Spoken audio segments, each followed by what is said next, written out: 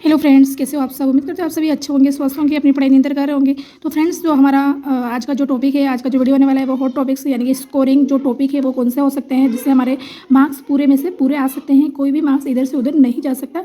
उन सब्जेक्ट और उन टॉपिक्स की हम बात करेंगे, तो इस वीडियो को लास्ट तक ज़रूर देखना। मैं इस वीडियो को ज़्यादा लंबा नहीं खींचूंगी और बहुत ही क्रीम क्रीम टॉपिक मैंने लिए हुए हैं और इस वीडियो को आप एंड तक ज़रूर देखिएगा।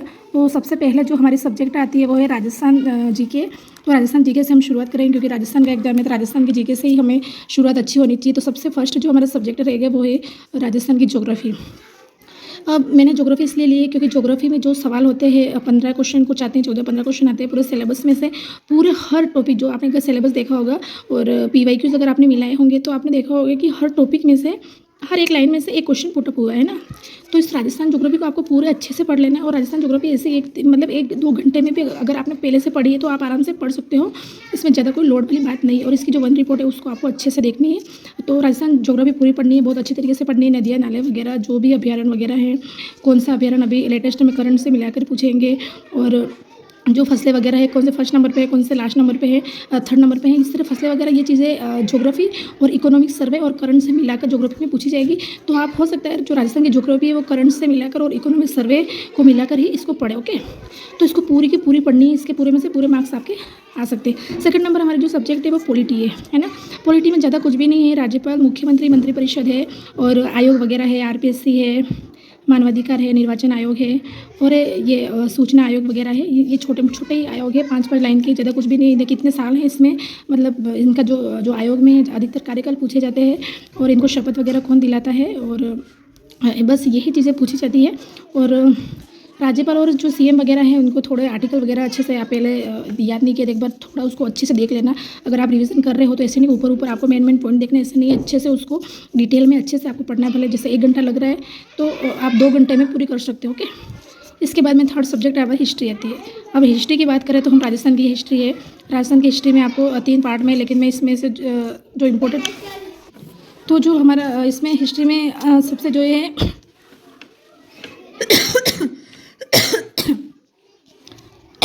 जो हिस्ट्री में हमारा इंपॉर्टेंट पार्ट है वो सभ्यता है। सभ्यता में हर बार क्वेश्चन आता है कुछ न कुछ। ताम्र युगीन सभ्यता कौन सी है, लोह युगीन सभ्यता कौन कौन सी है, किस सभ्यता में क्या क्या उसके विशेषताएं थी वगैरह, उसको देख लेना। और आंदोलन तो बहुत ज़्यादा इंपॉर्टेंट है, बहुत ज़्यादा इंपॉर्टेंट है ना, हर साल क्वेश्चन आता है, आंदोलन देख लेना।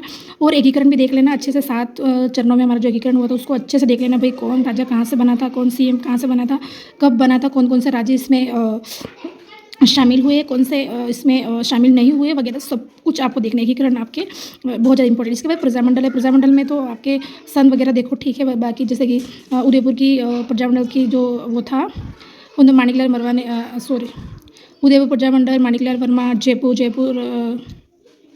ये प्रजामंडल वगैरह इनके सन याद करो, ठीक है। एक बार में कर लेना, राजवीर सर एक लाख देख लेना, बहुत ही अच्छे से दे रखा है ये। और इसके बाद हमारे जो ये 3 सब्जेक्ट बहुत ज़्यादा इंपॉर्टेंट है। और चौथे सब्जेक्ट हमारे इकोनॉमिक सर्वे। इकोनॉमिक सर्वे पूरी पढ़नी है, इसमें डाटा फैक्चुअल आते हैं और योजना पढ़नी है, पूरी की पूरी पढ़नी है। इसके बाद करंट अफेयर्स की बात करूँ तो मैं जुलाई से दिसंबर को आपको दिसंबर तक अच्छे से पढ़नी है इसमें। और इसके बाद 6 नंबर पे है रीजनिंग, पूरी पढ़नी। रीजनिंग के भी 10 सवाल आते हैं, तो इसको बिल्कुल भी छोड़ना नहीं। मतलब ये राजस्थान के इतने टॉपिक, हमारे जो सब्जेक्ट कितनी होगी, 6 सब्जेक्ट होगी। अगर हम मोटा मोटा माने तो अगर 10-10 नंबर के हम क्वेश्चन माने तो देखो 10 नंबर ज्योग्राफी के, 10 पॉलिटी के, 10 हिस्ट्री के, 60 क्वेश्चन तो इधर से ही आ गए, 60 इधर से आ गए। और एक और माने तो हम मतलब 70 क्वेश्चन है ना, 72 क्वेश्चन यहाँ से आपके आ रहे हैं राजस्थान, ओनली राजस्थान के। तो ये बहुत ज़्यादा इंपॉर्टेंट सब्जेक्ट है, बहुत बहुत बहुत है, इनको अच्छे से पढ़ना है आपको, ठीक है। 70 क्वेश्चन आपके यहाँ से हो गए। इसके बाद हमारा बचता है इंडिया में अगर आपने कुछ पढ़ा है तो ठीक है, वरना ये क्या कहते हैं, अपने छोड़ देना ही बेटर है। तो इसमें इंडिया में सबसे जो इंपॉर्टेंट सब्जेक्ट है वो पॉलिटी है। पॉलिटी में 8-9 क्वेश्चन आते हैं, तो एक बार ज़्यादा कठिन नहीं है। इसमें भी आयोग वगैरह और जो राष्ट्रपति संसद है उनको अच्छे से आप देख लेना। संविधान सभा का जो फर्स्ट टॉपिक है उसको अच्छे से देख लेना। इसके बाद है सेकंड नंबर है ज्योग्राफी। ज्योग्राफी बहुत ज़्यादा टफ नहीं है, इसमें 4-5 टॉपिक ही है।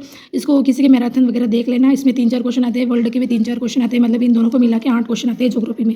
तो ये इंडिया की ज्योग्राफी बहुत ज़्यादा वाइड है। अगर नहीं पढ़ना चाहो तो भौतिक विभाजन वगैरह ये सब छोड़ देना अभी, तो है ना। ये भौतिक विभाजन में ही एक पूरा दिन लग जाता है, तो इन दोनों की इसके है ना भौतिक विभाजन को छोड़ देना आप। वर्ल्ड के देख लेना, कौन से महाद्वीप में क्या मरुस्थल है, कौन से पठार है, कौन सी नदी वगैरह जाती है, औद्योगिक प्रदेश वगैरह कौन कौन से हैं वर्ल्ड में फेमस कौन से, अमेरिका में कौन सा है, यूएसए में कौन सा है, सूती वस्त्र उद्योग के लिए जो फेमस है उसके नाम बताओ, यूँ आ सकता है। तो वर्ल्ड के थोड़े बहुत देख लेना।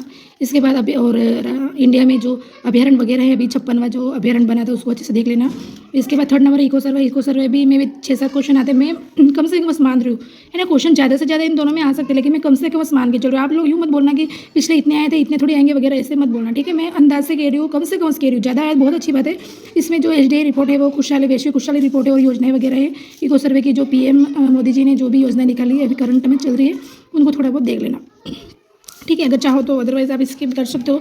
इको सर्वे में थोड़ा बहुत कृषि में योगदान कौन सा है, घाटे वगैरह, और उद्योग में सेवा में कौन कौन से हैं, जीडीपी वगैरह क्या है, थोड़ा ये देख लेना। थोड़ा जो मतलब नॉर्मल सा किसी का वीडियो देख लेना, यूट्यूब से आप कवर हो जाएगा। तो ये तो हो गई 70 क्वेश्चन यहाँ से हो गई, और यहाँ से 8, 8, 16, 16, 8, 16, 8, 24 नंबर, यानी कि 24 क्वेश्चन यहाँ 4 सब्जेक्ट में मिला के देखे तो 70 और 24 मतलब कि 24 में से हम माने तो 15 क्वेश्चन तो कर सकते हैं, है ना। तो 80-85 क्वेश्चन तो इधर से हो गए आपके, मोटा मोटा माने। और सबसे मैंने कह दिया आपका क्रीम सब्जेक्ट यही है। और इसके बाद में साइंस टेक वाला पार्ट, साइंस तो अगर आप साइंस के स्टूडेंट हो तो ज़रूर आपके क्वेश्चन अच्छे जाएंगे। अगर आप साइंस के स्टूडेंट नहीं हो, आर्ट्स के हो, तो फिर आप थोड़ा बहुत टेक वाला देख लेना भाई, कौन से अभी जो प्रोबा 3 वो है चंद्रयान वगैरह के बारे में थोड़ा बहुत देख लेना। अदरवाइज आप इसकी भी कर सकते हो। इनको पूरा एक बार अच्छे से करना, जो स्कोरिंग टॉपिक है इन्हीं को ज़्यादा पढ़ना। ये भी वैसे साइंस के 10 क्वेश्चन आते हैं, है ना। इसके बाद में बचता है कौन कौन से सब्जेक्ट आपको छोड़ देनी है। जो आप आर्ट के स्टूडेंट हो उनके लिए मैथ्स आपको छोड़ देनी है अगर नहीं आए तो, और अगर आप साइंस मैथ के स्टूडेंट हो तो आपको मैथ्स करनी है। इसके बाद आर्ट एंड कल्चर राजस्थान की आपको करनी है। उसमें बहुत ज़्यादा चीज़ों में उलझना नहीं है, क्योंकि कौन से मेले कब पड़ते हैं, बहुत ही ज़्यादा चीज़ें हैं, तो उसको आप याद नहीं कर पाओगे। अभी जो मेन मेले वगैरह हैं उनको देख लेना। आभूषण वगैरह इजी आते हैं, और ज़्यादा इन चीज़ों में नहीं उलझना है आपको। साहित्य बोलियाँ वगैरह है, कौन सी हवेली वगैरह थोड़ा बहुत देख लेना। दुर्ग का है, पढ़ना चाहो तो आप पढ़ सकते हो, अदरवाइज स्किप कर सकते हो। इसके बाद है थर्ड नंबर इंडिया की जो हिस्ट्री है। अगर आपने सब कुछ पढ़ लिया फिर भी आपको लगता है कि नहीं अधूरा अधूरा सा है, थोड़ा सा और पढ़ना है, मुझे अच्छे मार्क्स लाने हैं, तो इनको नहीं छोड़ सकता, ऐसा है तो आपको सेकंड ऑप्शन है ना।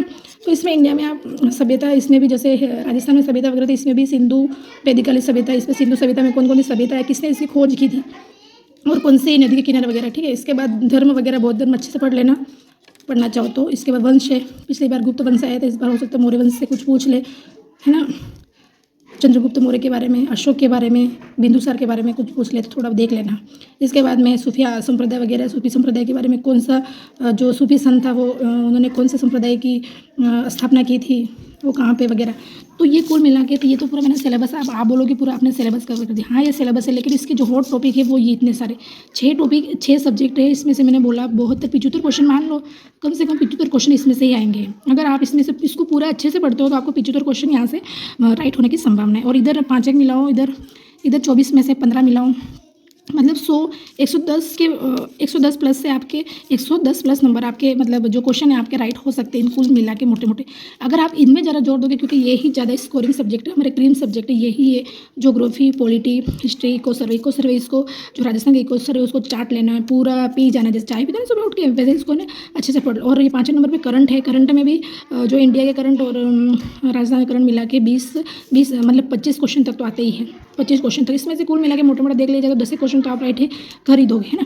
तो इस तरीके ये हमारा सिलेबस है, और इसमें से मैंने जो हॉट टॉपिक्स है वो मैंने आपको बता दिए हैं। स्कोरिंग टॉपिक है और स्कोरिंग सब्जेक्ट है हमारे। इसको आप अच्छे से पढ़ोगे तो आपका पेपर बहुत ही अच्छा जाने वाला है। और साइंस टेक मैंने बोला अगर साइंस के स्टूडेंट तो आप साइंस को पढ़ लेना, और साइंस के स्टूडेंट नहीं हो, आप आर्ट्स के हो तो इसको छोड़ देना, मैथ्स को भी छोड़ देना। बाकी तो आप आर्ट्स के स्टूडेंट हो तो आपको सारी चीज़ें अच्छी से आनी चाहिए, है ना।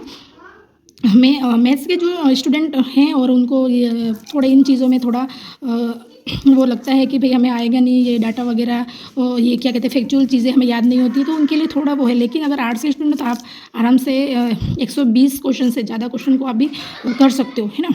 ये सारी चीज़ें आपको पढ़नी ही पड़ेगी। अगर जैसे कि मान लेते हैं हम राजस्थान जीके कंप्लीट करके बैठ जाते हैं तो इससे 75 क्वेश्चन आपके राइट होंगे। बाकी 75 क्वेश्चन से हमारा सिलेक्शन होगा क्या, नहीं होगा। तो इसलिए हमें ये भी पढ़ना है, इंपॉर्टेंट है। तो मैंने इसीलिए ये हॉट टॉपिक्स बताए, यानी कि पूरा सिलेबस ही बताए। पूरे सिलेबस के हॉट टॉपिक्स कौन कौन से हो सकते हैं वो मैंने बताया है। तो आप इन्हीं के भरोसे 6 सब्जेक्ट के भरोसे नहीं रह सकते, हो सकता है इसमें से 1-2 क्वेश्चन तो ऐसे ही आएंगे जो आपको हवा तक नहीं लगेगी। इसलिए हम मोटा मोटा पूरे सिलेबस को हम थोड़ा थोड़ा देख लेते हैं, कौन कौन से अच्छे टॉपिक हैं जो अच्छे नंबर लाने लायक हैं। तो इसलिए मैंने आपको ये बताया था। जैसे कि मान लेते हैं आप इसमें से 75 क्वेश्चन है तो आप है ना 80 क्वेश्चन ही करके आते हो, 80 क्वेश्चन करके आते हो। अब आपको क्या पता 80 में से आपके 20 क्वेश्चन माइनस हो गए, ठीक है। 20 क्वेश्चन आपके माइनस हो गए। कितने रहे 6 क्वेश्चन रहे, तो 60 क्वेश्चन में क्या वो सिलेक्शन होगा? बिल्कुल भी नहीं होगा। तो इसीलिए हमें इतने सारे क्वेश्चन देखने, इतने सारे टॉपिक्स हमें देखने पड़े। इससे क्या होगा, अगर आपके 110 प्लस क्वेश्चन अगर आपके राइट हो जाते हैं तो कहीं 20 मिला के भी इससे ज़्यादा 110 प्लस की बात कर रही हूँ, मान लेते हैं आपने 125 क्वेश्चन अटेम्प्ट किए, ठीक है। इसमें से आपके 25 क्वेश्चन मान लेते हैं गलत होते हैं, ठीक है। तो कितने रहे? 0, फिर 100। तो 100 क्वेश्चन से कहीं आपका हो सकता है ना। अगर यहाँ एक्यूरेसी, यहाँ पे आपको देखनी है, एक्यूरेसी आपकी अच्छी है तो ठीक है, एक्यूरेसी अच्छी नहीं है तो फिर माइनस मार्किंग यहाँ पे होने की संभावना आपकी बहुत ज़्यादा रहेगी। मान लेते हैं आपने 120 क्वेश्चन अटेम्प्ट किए और आपकी एक्यूरेसी बहुत अच्छी है, आपने 15 क्वेश्चन ही आपने गलत किए, तो 10 में से 5 गए, तो कितने रहे यहाँ पे? एक ये, ठीक है। 105 यहाँ पे भी आपकी थोड़ी संभावना है। अब पेपर पर डिपेंड करता है आपका पेपर किस तरीके से आएगा, इसलिए पहले से हम कुछ सोच के नहीं जाते। अपनी एक्यूरेसी को आपको जांचना पड़ेगा। आपकी एक्यूरेसी अच्छी है तो ठीक है, अगर आपकी एक्यूरेसी अच्छी नहीं है तो फिर आपको क्वेश्चन बहुत ज़्यादा अटेंड करने ही चाहिए, अगर ठीक है। तो इसलिए अगर मैं इन्हीं टॉपिक को बताऊँगी तो आपके सिर्फ 75 क्वेश्चन ही राइट हो सकते हैं ना, 75 70 क्वेश्चन, इसमें हमारा सिलेक्शन नहीं होगा। इसीलिए मैंने ये सारी बाकी अदर सब्जेक्ट भी इसमें से क्रीम चीज़ें मैंने आपको बता दी है। तो सारा मिला के हमारे 120 क्वेश्चन से 130 क्वेश्चन तक अगर हम क्वेश्चन अटेम्प्ट करते हैं और कुल हमारे मिला के है ना 25 क्वेश्चन अगर हमारे माइनस होते तो 100 क्वेश्चन हमारे पास रहते हैं। या फिर हमने 120 क्वेश्चन किए और हमारी एक्यूरेसी बहुत ज़्यादा अच्छी है तो यहाँ पे ये 110, क्या आपको पूरा भरोसा है कि आपके 120 आप क्वेश्चन अटेंड करोगे उसमें से 10 ही क्वेश्चन राइट होंगे? नहीं, यहाँ पे क्वेश्चन ज़्यादा भी गलत हो सकते हैं। इसलिए आपको क्वेश्चन अच्छे से ज़्यादा अटेंड करने हैं और अपने ये पूरे सब्जेक्ट को, पूरे सिलेबस को ही देखना पड़ेगा। ऐसे नहीं, पहले ज़माने में चलता था कि हमने जैसे कि ये 4 सब्जेक्ट पढ़ ली, इससे हमारा प्री क्लियर हो जाएगा, यूँ सोचते थे और हो भी जाता था बहुत से लोगों का। लेकिन अभी ये 2025 का दौर है, इसमें आप पूरा सिलेबस को अच्छे से कवर करोगे तो ही कहीं जाके 125 क्वेश्चन 120 क्वेश्चन आप राइट कर पाओगे और फिर कटा के इतने ही आपके होंगे। तो आप यहाँ पे देख सकते हो, इसलिए आप ध्यान रखना। आप मैसेज में ये ना बोले कि आपने पूरा सिलेबस बता दिया, ऐसे थोड़ी होता है। हॉट टॉपिक कौन से कहलाए? तो ये तो हॉट टॉपिक है ही, इसमें से भी हॉट टॉपिक मैंने बता दिया आपको, है ना। साइंस टेक वाला ये बता दिया। अगर इनको आप छोड़ोगे तो फिर, इसलिए आप जितने सब्जेक्ट आप छोड़ोगे उतने आप है ना घाटे में जाओगे। जैसे सब्जेक्ट को थोड़ा ऊपर जो सब्जेक्ट आपने बिल्कुल भी नहीं पढ़ी उसको आपको सरसरी निगाहों से देखना ही पड़ेगा, ठीक है। हाँ, ऐसा करना ही पड़ेगा आपको, अदरवाइज़ फिर आप फेल हो सकते हो। ये वीडियो बहुत ज़्यादा लंबा हो रहा है ना। हाँ, बहुत सारे लोग मुझे बोल रहे थे पूरा सिलेबस बता दिया। नहीं, सिलेबस पूरा नहीं बताया है मैंने। ये हॉट टॉपिक से पूरा सिलेबस में से आपको इतना तो पढ़ना पड़ेगा अगर आपको प्री क्लियर करना है तो, है ना। और जो आर्ट्स से स्टूडेंट उनके लिए मैथ्स बहुत टफ लगती है, मैथ्स को छोड़ देना, साइंस को भी छोड़ देना, ठीक है। तो ये था मेरा आज का वीडियो। उम्मीद करते आपको पसंद आया होगा। पसंद है वीडियो को लाइक कर देना और चैनल पर फर्स्ट बार आए तो प्लीज़ चैनल को सब्सक्राइब ज़रूर करें। बाय, मिलते हैं नेक्स्ट वीडियो में।